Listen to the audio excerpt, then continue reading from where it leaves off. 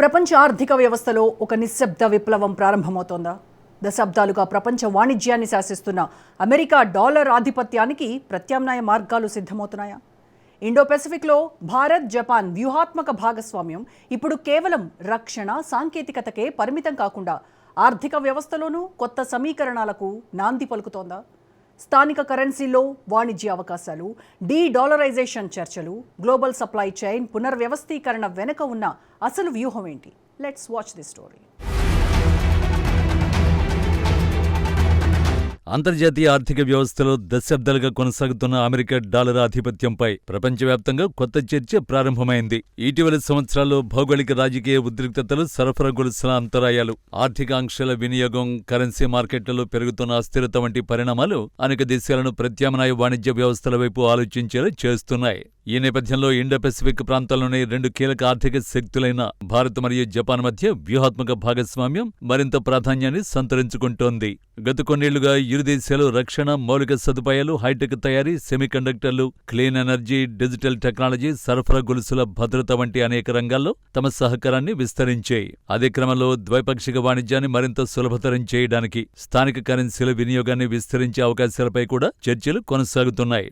రూపాయి యెన్ లావాదేవీలు విస్తృత స్థాయిలో అమల్లోకి వస్తే డాలర్పై పూర్తిగా ఆధారపడకుండా పరస్పర వాణిజ్యాన్ని నిర్వహించే సామర్థ్యం పెరిగే అవకాశం ఉందని ఆర్థిక విశ్లేషకులు భావిస్తున్నారు. ఇది ఒక్క రోజులో ప్రపంచ ద్రవ్య వ్యవస్థను మార్చే పరిణామం కాకపోయినా బహుళధ్రువ ఆర్థిక వ్యవస్థ వైపు సాగుతున్న గ్లోబల్ మార్పుల్లో ఒక కీలక దశగా పరిగణించబడుతోంది. ముఖ్యంగా ఆర్థిక స్వావలంబన, చెల్లింపుల భద్రత, వాణిజ్య వ్యయాల తగ్గింపు వంటి అంశాలు భవిష్యత్తు విధాన చర్చలో కేంద్ర బిందువుగా మారుతున్నాయి.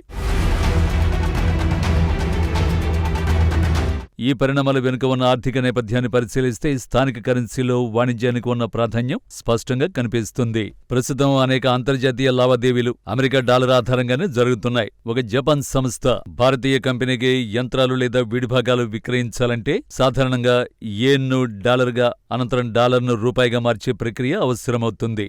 ఈ ద్వంద్వ మార్పిడి వల్ల బ్యాంకింగ్ ఛార్జీలు, హెడ్జింగ్ వ్యయాలు, మారకపు విలువల్లో హెచ్చుతగ్గుల కారణంగా అదనపు ఆర్థిక భారం ఏర్పడుతుంది. ముఖ్యంగా చిన్న, మధ్యతరహా ఎగుమతిదారులకు ఈ వ్యయాలు పోటీ సామర్థ్యాన్ని ప్రభావితం చేసే అవకాశం ఉంది.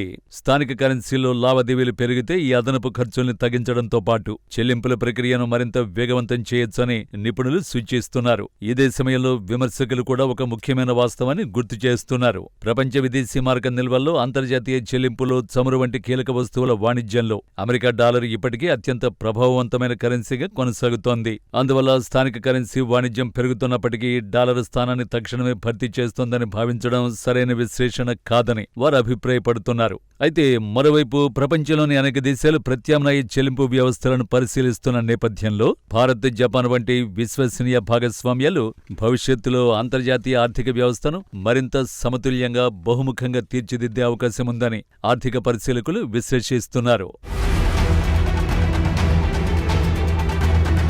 భారత విదేశాంగ మరియు ఆర్థిక విధానంలో ప్రధానమంత్రి నరేంద్ర మోదీ అనుసరిస్తున్న స్ట్రాటజిక్ అటానమీ దృక్పథం ఈ చర్చలకు మరింత ప్రాధాన్యం తీసుకొచ్చింది. ప్రపంచంలోని ప్రధాన శక్తి కేంద్రాలతో సమతుల్య సంబంధాలను కొనసాగిస్తూ జాతీయ ప్రయోజనాలను కాపాడే విధానాన్ని భారత్ అనుసరిస్తోంది. ఒకవైపు అమెరికా, జపాన్, యూరోపియన్ దేశాలతో వ్యూహాత్మక భాగస్వామ్యాన్ని బలోపేతం చేస్తూనే మరోవైపు గ్లోబల్ సౌత్ దేశాలతో వాణిజ్య, పెట్టుబడి, అభివృద్ధి సహకారాన్ని విస్తరించేందుకు కృషి చేస్తోంది. స్థానిక కరెన్సీల్లో వాణిజ్యాన్ని ప్రోత్సహించే దిశగా భారతీయ రిజర్వ్ బ్యాంకు ప్రత్యేక రూపాయి ఓస్టో ఖాతాల విధానాన్ని ప్రవేశపెట్టడం కూడా ఇదే వ్యూహంలో భాగంగా పరిగణించబడుతోంది. ఇప్పటికే కొన్ని దేశాలతో రూపాయి ఆధారిత లావాదేవీలకు మార్గం సుగమం చేసిన భారత్ భవిష్యత్తులో మరిన్ని భాగస్వామ్య దేశాలతో ఇలాంటి విధానాలను విస్తరించే అవకాశాలను పరిశీలిస్తోంది. జపాన్తో కూడా స్థానిక కరెన్సీలో చెల్లింపుల వ్యవస్థ మరింత అభివృద్ధి చెందితే ఆటోమొబైల్, సెమీకండక్టర్, ఎలక్ట్రానిక్స్, హైటెక్ తయారీ, గ్రీన్ ఎనర్జీ, రైల్వే మౌలిక సదుపాయాలు వంటి రంగాల్లో పెట్టుబడులు వేగం పుంజుకునే అవకాశం ఉంది. అంతేకాదు చైనా+1 వ్యూహం కింద ప్రపంచ కంపెనీలు ప్రత్యామ్నాయ తయారీ కేంద్రాలను అన్వేషిస్తున్న ఈ సమయంలో భారత్, జపాన్ భాగస్వామ్యం అంతర్జాతీయంగా సరఫరా గొలుసులను మరింత స్థిరంగా మార్చే సామర్థ్యాన్ని కలిగి ఉంది. సంయుక్త పరిశోధన, సాంకేతిక పరిజ్ఞాన బదిలీ, నైపుణ్యాభివృద్ధి, అధునాతన తయారీ సామర్థ్యాల పెంపు ఇలాంటి అంశాలు ఇరు దేశాల ఆర్థిక సంబంధాలను మరింత బలపరచగలవు. పెట్టుబడులకు అనుకూల వాతావరణం, పారదర్శక విధానాలు, విశ్వసనీయ భాగస్వామ్యం వంటి అంశాలు భారత్ను ఆసియా తయారీ కేంద్రంగా మరింత బలోపేతం చేసే అవకాశాన్ని కూడా విశ్లేషకులు ప్రస్తావిస్తున్నారు. మొత్తంగా చూస్తే రూపాయి యెన్ ఆధారిత వాణిజ్య అవకాశాలపై జరుగుతున్న చర్చలు కేవలం రెండు దేశాల మధ్య వాణిజ్యాన్ని సులభతరం చేసే ప్రయత్నంగా మాత్రమే చూడలేం.